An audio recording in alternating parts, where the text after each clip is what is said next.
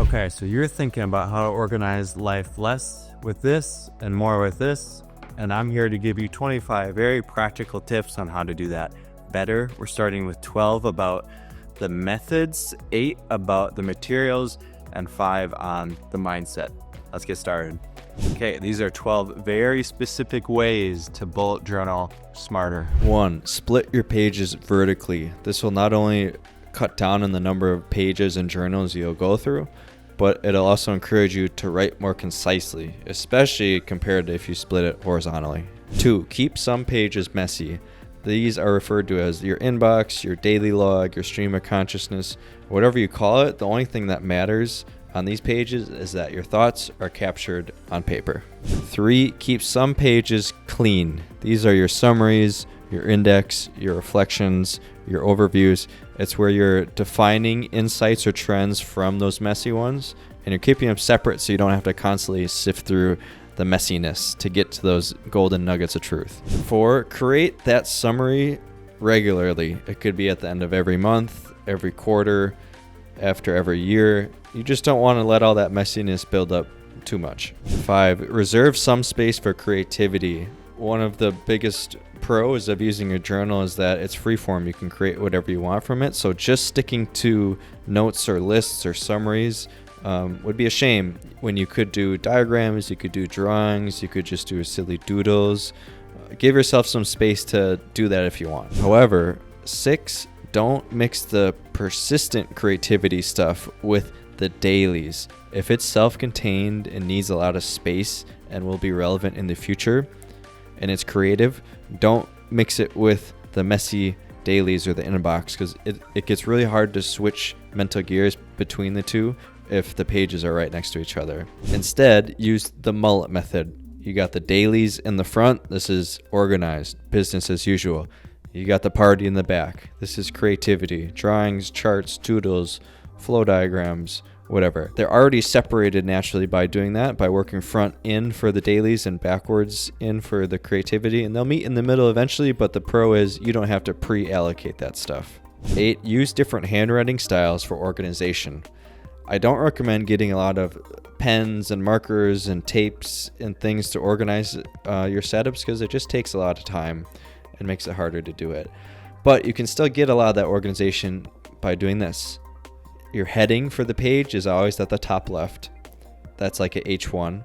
Then you got a capital letter or word that takes up 2 lines. That's like H2. Then one level lower than that is your 1-line capitals. These are like your subsections or your H3s. Then you got underlines too for emphasis. Just with that, with just your handwriting, you got 4 different levels of organization on the page.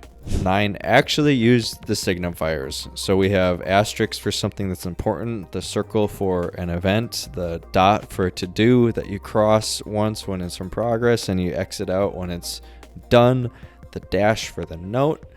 Those will get you so far if you stick consistently with them, because it makes it super easy to, 1, write whatever is in your head, and 2, understand what you wrote very quickly. Then you could add in your own. Like I like adding a plus during a summary or a reflection to say that, hey, this is a really good thing. Keep doing that. Or a dash with a circle. That's a negative for me. It's like, hey, don't do that again. That was a mistake. But you'll create more as you go that makes sense to you. 10. Resist the temptation to track lots of things at once. Just track one thing at a time. 11. Track this thing next to the spread that you see the most. So when you're doing those messy dailies, you're probably working from left to right in terms of where the notebook is laid out. And then you might not flip back to the stuff in the beginning so much.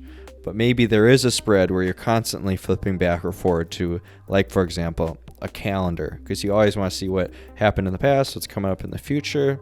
Calendars are great because they're temporal, they're bounded in time, which is probably how you're tracking too. You're probably tracking on a daily basis or weekly basis, monthly basis. So just put the tracker on the same page layout as your calendar, because you're already going to be there and it's going to be obvious to either check or not check the day. 12, you can track across bullet journals by just moving the tracker page. So let's say you're tracking how many workouts in a row you did, and you had it in bullet journal 1, but then that journal filled up and you're in bullet journal 2 now, and you don't want to recreate the whole tracking from bullet journal 1. You can just rip or nicely cut out that page and then tape it in bullet journal 2, and then just continue where you left off, so you don't have to go back to bullet journal 1. It works, I promise. Hey, if you think any of these tips so far were good ones, hit that subscribe button. That helps a lot. Okay, let's jump into the materials now. Okay, now we're off to materials. These are 8 specific tips about what materials you need to get started with bullet journaling. One is obviously the journal. Get one with numbered pages. If you don't have numbered pages, you're not going to spend the time numbering them, and then you're going to lose track of what you wrote where. 2, use dotted paper.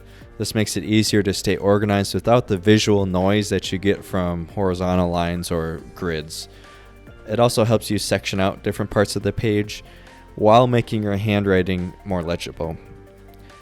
Side note, the bullet journal, the official one from the website, has dotted paper and numbered pages, and it's high quality. I like it, but you don't have to use it. Just a little tidbit for you. There you go. Get or create a ruler. This makes it easier to split pages vertically like we talked about. A nice little one's great, especially if it's clear, but if you don't got that, or you don't want to run to the store just to get started, take a piece of paper and fold it up a couple times. That's fine. 4, you need a pen. Try to get one that writes quickly to stick with the theme of just getting things in the journal from your head. 5, bonus if the pen has like a strap or a hook so that you can do this with it so you don't lose it in your bag. 6, some scratch paper is really helpful. If you don't have dedicated paper, you could just rip it out of your journal and have a mobile piece of paper. This helps you if you're a perfectionist and you struggle with just writing things down if it's not perfect. Write it in the scratch paper first, just dump it out of your head, and then if it's really important, then you could move it into the journal at a different time when you're ready to get the words just how you like it. It can also move around to different spots of the journal with you, so you don't have to keep flipping back and forth. 7, a paper clip is really handy to use with a scratch piece of paper, because then you can connect it to a page you're always on. It can also be like a kind of bookmark. This paper clip and the scratch paper can anchor a section of the journal, like you could do it in the front for all the business stuff. 8, doing those other 2 things and just having it organized nicely makes those tassels in some of them irrelevant. I do not like the tassels.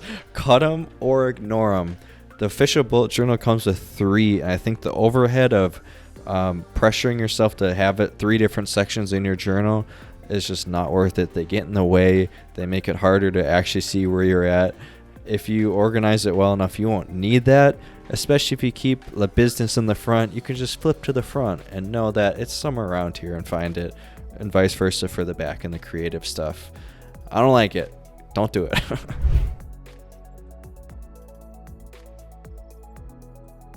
1, chill out. Stop watching these videos. You're going to misspell a word or cross it out, or you're not going to get your lines right.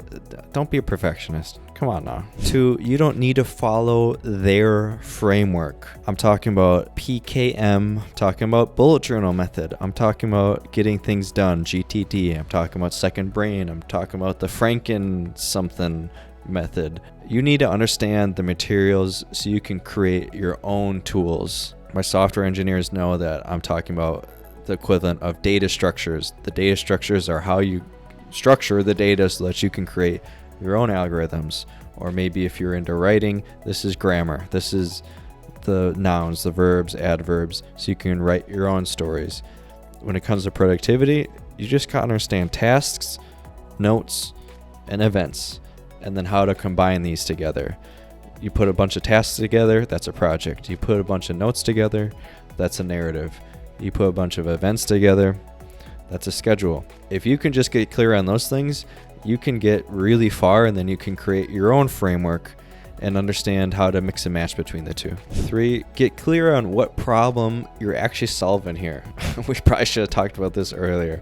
But if you're starting a journal, that means that you have some problem that all these other things you were trying in the past didn't solve. So let's just pick the problems and pick the biggest one, and then focus on the tool or the way that you're going to solve it through the journal, and ignore all the other things the journal can do until you solve that problem. Think of this as an experiment or a bunch of ongoing experiments.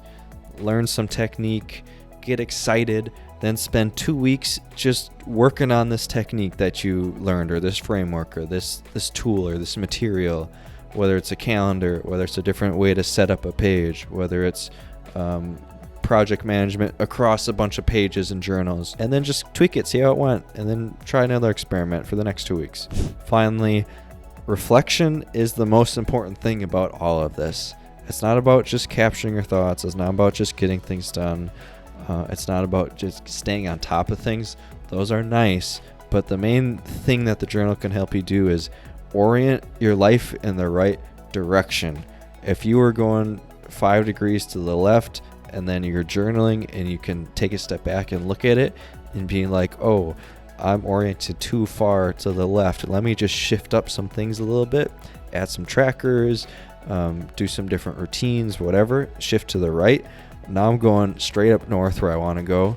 That's an amazing thing. But you don't just get there automatically by grinding through the next task every day. You got to take the time to reflect. Those are all the tips. I want to show you something I've been working on other than this sick mustache, which is a calendar app I built right here. I'm not going to do a hard pitch because it's not warranted right now in terms of quality, but me and my teammate are on the right path. And just subscribe if you want to learn more about it in a future video. Bye. Goodbye.